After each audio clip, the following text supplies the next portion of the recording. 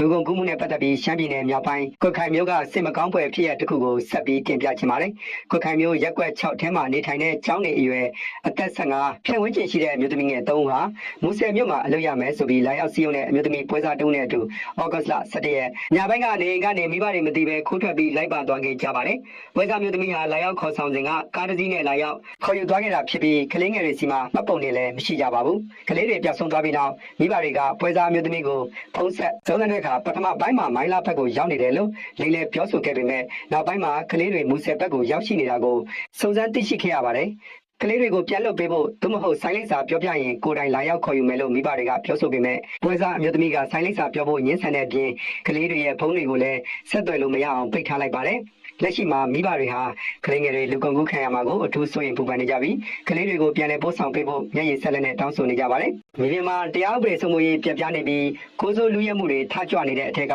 မန္တလေးမြို့ပေါ်ကစိုးရိမ်ပွဲဓမြတိုက်မှုကြီးတစ်ခုကိုဆက်လက်တင်ပြခြင်းပါတယ်။မန္တလေးတိုင်းမဟာအောင်မြင့်မြို့နယ်ကြောင်ဝိုင်းရောင်းဝယ်ရေးစခန်းမှာဩဂုတ်လ19ရက်မနက်10:00နာရီခွဲအချိန်ကကြောက်ချိုင်ကုန်တဲ့တူဟာနေခင်းချောင်တောင်ဓမြတိုက်လူရဲချင်းခံခဲ့ရပါတယ်။အမိမတိအမျိုးသား2ဦးကကြောက်ကုန်တဲ့ထန်ချင်းကပ်လာပြီ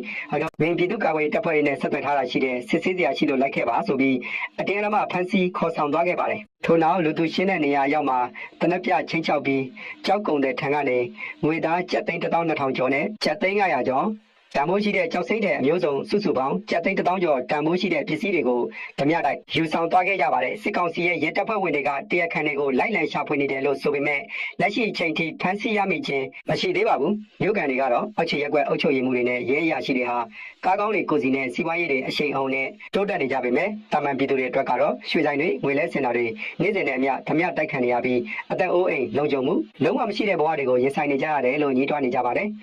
်ဒီတော့တွင်အရက်သားပြည်သူတွေနေ့စဉ်ကြုံတွေ့နေရတဲ့လမ်းပေါ်ကဓမြတိုက်ငွေညှိမှုဖြစ်စဉ်တွေကိုဆက်ပြီးကြည့်အောင်မှာရန်ကုန်မန္တလေးအမြန်လမ်းမကြီးပေါ်မှာမောင်းနေကြတဲ့ကားသမားတွေဟာရဲတပ်ဖွဲ့ရဲ့အမြန်နှုန်းတိုင်းတာတဲ့ကင်မရာတွေကိုအသုံးပြုပြီးမတရားငွေညှစ်ခြင်းခံနေကြရပါတယ်မန္တလေးမြို့ကကားသမားတဦးရဲ့ပြောပြချက်အရသူဟာယခုလအစပိုင်းကရန်ကုန်ကိုသွားပြီးကားတစ်စီးဝယ်ယူကအမြန်လမ်းတိုင်းပြန်လာခဲ့ရာရဲတပ်ဖွဲ့ကကားအမြန်နှုန်းတနာရီကို80ကီလိုမီတာထက်ကျော်လွန်မောင်းနေတယ်ဆိုပြီးတန်ငွေကျပ်3,200,000အတင်းအဓမ္မတောင်းခံခဲ့ပါတယ်ရဲအနေငယ်ကြမှာနောက်ထပ်ကားတစ်စီးနဲ့သွားလာတဲ့အခါမှာလည်းအလားတူအကြောင်းပြချက်နဲ့ကားကိုသိမ်းယူကကျပ်2,000ရတော့ယူဆောင်သွားခဲ့ပါတယ်အခြားမျိုးသမီးတဦးရဲ့ဆိုရလဲသူမရဲ့အသက်ကြီးရတဲ့ဖခင်ဖြစ်သူဟာအမြန်လမ်းပေါ်မှာတနာရီ45ကီလိုမီတာနှုန်းလောက်နဲ့အလွန်ဖြင်းချင်းစွာမောင်းနှင်ခဲ့ပေမဲ့နေပြည်တော်ဝင်ဂိတ်မှာကင်မရာမှတ်တမ်းရတနာရီ80ကီလိုမီတာကျော်ရဲဆိုပြီးကျပ်2,000ဖြတ်တောက်ငွေညှစ်ခဲ့ပါတယ်အမြန်လမ်းပေါ်မှာနေ့စဉ်အနည်းဆုံးကားအစီးရေ30ခန်းဟာယခုလိုမတရားတက်သေးရှာငွေညှစ်ခြင်းခံရတဲ့အတွက်ပြည်သူတွေအနေနဲ့ရဲတပ်ဖွဲ့ကစစ်ဆေးမေးမြန်းတဲ့အခါမိမိတို့ရဲ့ကိုယ်ရေးအချက်လက်တွေကိုအလွယ်တကူမပြောမိဖို့နဲ့တရားဝင်စာရွက်စာတမ်းအထောက်အထားတွေကိုပြသတောင်းဆိုကြဖို့တတိပေးနှိုးဆော်ထားပါတယ်ရန်ကုန်မြို့ပြရဲ့အခွင့်ထူးခံလူဒန်းစားတစုရဲ့နေထိုင်မှုဘဝပုံစံတွေကိုဆက်ပြီးတင်ပြချင်ပါတယ်အာနာရှင်အောင်ကြီးနေဝင်းရဲ့မြေတွေဖြစ်ကြတဲ့ကျော်နေဝင်းဇွဲနေဝင်းနဲ့အေးနေဝင်းတို့ဟာရန်ကုန်မြို့ပေါ်မှာကိုရေးကိုတာလုံခြုံရေးအတွက်အထူးစိုးရိမ်ပူပန်နေကြရပါတယ်။၎င်းတို့သွာလာလှုပ်ရှားတဲ့အခါစစ်တပ်ကပံ့ပိုးပေးထားတဲ့စစ်ကားတွေအပြင်ပုဂ္ဂလိကလုံခြုံရေးခြံရံထားတဲ့ရင်တန်းတွေကိုပါအသုံးပြုနေရတယ်လို့စစ်တပ်နဲ့နှီးစပ်တဲ့သတင်းရင်းမြစ်တွေစီကသိရပါတယ်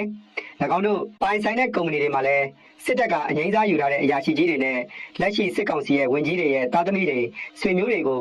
ုလစာကောင်းကောင်းပေးပြီးခန့်အပ်ထားပါတယ်။ဒါအပြင်ကျော်နေဝင်းနဲ့အေးနေဝင်းတို့ဟာရန်ကုန်မြို့ပေါ်မှာလိုင်စင်ရဲ့ကားတွေကိုနံပါတ်ပြမပါပဲစိတ်ကြိုက်မောင်းနှင်သွားလာနေကြပြီးအာဏာပိုင်တွေနဲ့စစ်ဘက်ထောက်လှမ်းရေးတွေကလည်း၎င်းတို့ကိုတစုံတရာအရေးယူခြင်းမရှိပဲလွှတ်ပေးထားပါတယ်။သို့တော်လည်းကျော်နေဝင်းဟာARDဘဏ်ကနေဘဏ်ငွေ9ဘီလီယံနီးပါးချေးယူခဲ့ပြီးပြန်လည်ပေးဆက်ခြင်းမရှိတဲ့အတွက်ဘဏ်ဘက်ကတရားစွဲဆိုထားရတရားရုံးအစီအစဉ်က၎င်းတို့ရဲ့အယူခံတွေကိုပယ်ချထားပြီးဖြစ်ပါတယ်။လက်ရှိမှာတော့၎င်းတို့ဟာရန်ကုန်မြို့ကအင်ကန်ဟိုတယ်ကိုတလလင်အမေရိကန်ဒေါ်လာ800နဲ့ငှားရမ်းပြီးလုပ်ငန်းခွင်ရုံးခန်းအဖြစ်အသုံးပြုနေကြပါတယ်။နိုင်ငံတကာမှာသူများကိုမျက်နှာချိုသွေးနေပေမဲ့ပြည်တွင်းမှာကြတော့ကိုမဟာမိတ်ကိုဘလို့ပြန်ကိုက်နေတယ်လဲဆိုတာဆက်ကြည့်အောင်ပါစစ်ကောင်စီဟာတိုင်းပြည်ရဲ့ဗန်နာငွေနဲ့နိုင်ငံခြားဒေါ်လာတွေလုံးဝပြက်လက်ပြီးအသက်ရှူကျက်နေတဲ့အခါငွေမက်တဲ့လောဘနဲ့သူတို့ကိုကာကွယ်ပေးနေတဲ့မဟာမိတ်တွေကိုပါအလစ်အငိုက်ဝင်ကိုက်လာပါပြီကရင်ပြည်နယ်လှိုင်းဘွဲမြို့နယ်ကတန်လွင်မြစ်ကူးစိတ်တွေမှာထိုင်းကုန်ပစ္စည်းတွေတင်ဆောင်လာတဲ့ကရင်နယ်ခြားဆောင်တပ် BGF နဲ့ငြိမ်းချမ်းရေးအဖွဲ့တွေပိုင်ဆိုင်တဲ့ကုန်ကားအစီး80ကျော်ကိုစစ်တပ်ကရုတ်တရက်အင်အားသုံးဝင်ရောက်ဖမ်းဆီးလိုက်ပါတယ်။ဒီဖမ်းဆီးခံရတဲ့ကားတွေဟာ BGF တင်မကဘူးနေပြည်တော်ကိုပြီးခဲ့တဲ့ဇူလိုင်လကမှသွားပြီးငြိမ်းချမ်းရေးဆွေးနွေးခဲ့တဲ့ DKBA နဲ့ KNLA PC အဖွဲ့တွေရဲ့ကားတွေပါအကုန်လုံးပါဝင်နေပါတယ်။ပုံမှန်ဆိုရင်ဒဏ်ကြေးလေးရိုက်ပြီးလွှတ်ပေးလေရှိပေမဲ့ဒီတစ်ခါမှာတော့ကရင်ပြည်နယ်နယ်လုံဝန်ကြီးကလုံးဝအလျှော့မပေးပါဘူး။ သူကဒဏ်ကြေးလုံးဝမယူဘူးပို့ကုန်သွင်းကုန်ဥပဒေပုံမှန်ရှင်းတဲ့တရားရုံးတင်ပြီးအမှုဖွင့်မယ်ကားတွေကိုနိုင်ငံတော်ဘဏ္ဍာအဖြစ်အပြီးသိမ်းစီမယ်လူတွေကိုပါထောင်3နှစ်ချမယ်လို့အောက်တန်းကြအကြက်ကင်နေပါတယ်တကယ်တမ်းကုန်သည်တွေဟာအခွန်မဆောင်ကျင်လို့ခိုးသွင်းနေတာမဟုတ်ပါဘူးစစ်ကောင်စီရဲ့ဒေါ်လာလိုအပ်ချက်ကြောင့်သွင်းကုန်လိုင်စင်တွေကိုအကြီးအကျယ်ကန့်သက်ပိတ်ပင်ထားလို့မလွဲတာမရှောင်တာ BGF လမ်းကြောင်းတွေကိုအားကိုးနေရတာပါမင်းအောင်လှိုင်ကထိုင်းနိုင်ငံနဲ့ကုန်သွယ်ရေးဒေါ်လာ12ဘီလီယံလုပ်မယ်လို့လေလုံးထွားနေချိန်မှာဒုသမရဦးညိုစောကနေဆက်ဂိတ်တွေကိုအကုန်ပိတ်ဖမ်းခိုင်းနေလို့စစ်အုပ်စုအတွင်းမှာအကြီးအကျယ်ကမောက်ကမတွေဖြစ်နေတာပါအခုဆိုရင်အဖွဲ့အစည်းတွေဘက်ကသူတို့ရဲ့တပ်ဖွဲ့ရန်ပုံငွေတွေကိုအပြီးသိမ်းခံရမယ့်အခြေအနေဖြစ်လို့ကရင်ပြည်နယ်တလွှားမှာအချင်းချင်းပြန်လည်တိုက်ခိုက်တဲ့စစ်မီလီယံအသစ်တွေထပ်မံပောက်ကွဲတော့မယ့်အနေအထားကိုရောက်ရှိနေပြီဖြစ်